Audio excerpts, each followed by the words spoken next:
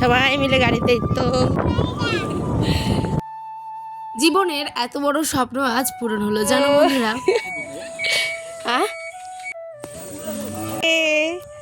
এই যে গাইস দেখো আমাদের গাড়ি। তোমরা তো টাইটেল থাম্বনেল দেখে বুঝেই গেছো যে আজকের টপিকটা ঠিক কি নিয়ে। তাই চলো দেরি না করে শুরু করছি আজকের নতুন blog. Hey everyone, good morning and welcome back to our new video. আমি উত্তর দিনাজপুর থেকে পায়েল। আমার ছোট্ট পরিবারে তোমাদের সবাইকে মন থেকে জানাই স্বাগত। সকালে উঠেই রান্না তো বসাতেই হবে। আমরা কিন্তু এই মুহূর্তটা অবধি জানতাম না যে আজ আমাদের বাড়িতে নতুন সদস্য আসবে, মানে গাড়ি। তো ঠিক আছে, চলো এখানটায় আলুগুলোকে একটুখানি পাতলা করে দেখো কেটে নিয়ে হলুদ লবণ দিয়ে তেলে ভেজে নিচ্ছি। আর এইদিকে ছিল হচ্ছে মাছের ডিম। তো মাছের ডিম আর আলু একসাথে একটা কষা কষা করে মানে একটুখানি তরকারি করব। আর সাথে দেখতেই পেলে করেছি হচ্ছে পটলের ভাজা। জানো আমার ফোনের আজকাল স্টোরেজটা এত পরিমাণে ভরে যাচ্ছে যে কি বলবো। এটাকে এখন নিট ক্লিন না করলে আমি বাইরে কি ফুটেজগুলো আর শ্যুট করতেই পারছিলাম না। সেই জন্য দেখো শর্টে শর্টে দেখেছি তোমাদের সাথে। এখানে 9টা বাজে, এখন আমরা খাওয়া দাওয়া করে চলে যাব হচ্ছে আয়নের বাবার দোকানে। আমরা কিন্তু আজই হঠাৎ মানে কেউই জানতাম না যে গাড়িটা আসবে, ঠিক আছে। আমি জানি কখন ঠিক মুহূর্ত তোমাদের সাথে কিন্তু শেয়ার করছি। এই যে দেখছো এখন ঝিঙে কাটছি কেন, ভর দুপুরে এত রৌদ্রের মধ্যে বারান্দায় বসে এখন আমি ঝিঙে কাটছি। আর আমার বারান্দাটাতে কিন্তু দুপুরবেলা এত পরিমাণে রোদ আসে যে কল্পনার বাইরে। তো ঝিঙে আলু কাটছি, কারণ হচ্ছে এখন কটা বাজে যেন 3-4টের মতো হবে। আমার বড়মশাই গেছিলো রায়গঞ্জ, যে আমাদের একটা মেশিন মানে জেরক্স মেশিন খারাপ হয়ে গেছিলো। তো সেটাকে মানে ঠিক করতে তো বহু বছর ধরে চলেছে। আর দোকানে যেহেতু অনেক ধুলো টুলো পড়ে সেই কারণে কিন্তু খারাপ হয়ে গেছে। তো ওটাকে ঠিক করতে যাওয়ার পথে আমাদের বিগত আয়নের বাবা নিয়েছিল গাড়িটা 2016 না 17-তে। এতদিনের পুরনো গাড়ি হঠাৎ করে বিক্রি করতে হলো। তো এত কষ্ট ছিল ওই গাড়িটাতে করে, কত ঘুরেছি খেয়েছি এখানে ওখানে গেছি। আমার ছোট্ট আয়ান উঠেছে প্রথম বাবার সেই নিজের রোজগারের টাকার কেনা হচ্ছে গাড়িটাতে আর কি। তো বাইকটা তোমরা অনেক ভিডিওতে দেখেছো। আমি আজ মানে আমি জানতামই না যে আজ আমি আবার শেষ ওই ভিডিও মানে গাড়িটাতে কিন্তু উঠেছি। আমি উঠে আবার ব্লগেও গেছিলাম আমাদের, ঠিক আছে। তারপরে কি হয়েছে, হঠাৎ করে আনাবা বলে যে গাড়ির একটু কাগজ দাও।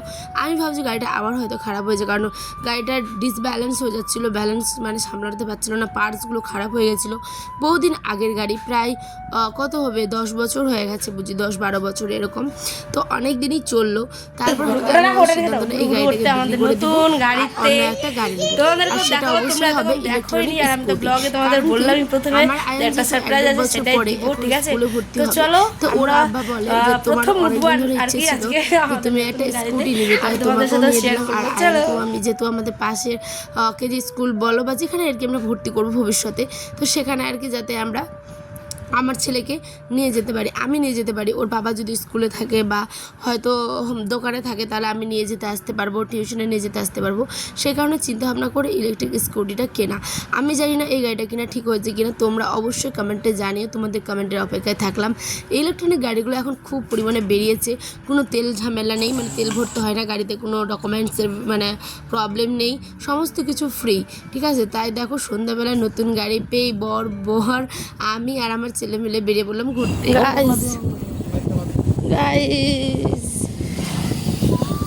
এখন আমরা ঘুরতে বেরিয়েছি, দেখো সবাই মিলে গাড়িতে তো। আমরা কিন্তু কয়েক মাস আগে থেকে নেওয়ার প্ল্যানিংয়ে ছিলাম, বাট আজকেই হবে এটা আমরা জানতাম না, হঠাৎ করেই নেওয়া। আর একটা বড় সামনে জিনিস আরও কিনছি আমরা, সেই জন্য একটুখানি মিডিয়াম রেঞ্জের মধ্যেই কিন্তু নেওয়া হয়েছে। এটা রেঞ্জ কত হতে পারে তোমরা গেস করো। আচ্ছা ঠিক আছে, আমি বলে দিচ্ছি, এটা হচ্ছে 62 মানে এর অ্যামাউন্ট আর কি, ঠিক আছে। তো এটা নর্মাল কোম্পানি বলছে আয়নের বাবা, ব্র্যান্ডেড বলতে ওলা, বাজাজ, আরও যত আছে আর কি, হিরো, ওই সমস্ত কিছু নিতে গেলে 1 লাখের উপরে যেতে হবে।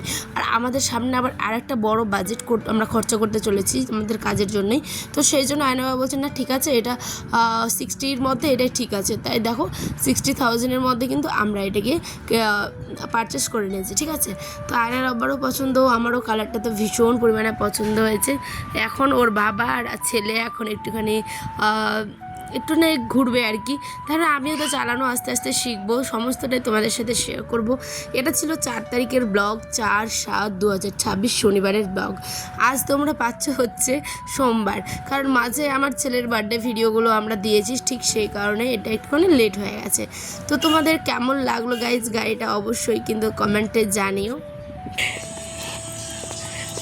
দেখে একটু আমি চালাই এবার। বসি ওখানটাই। নামা তুমি, খুবই পোকা উঠছে না।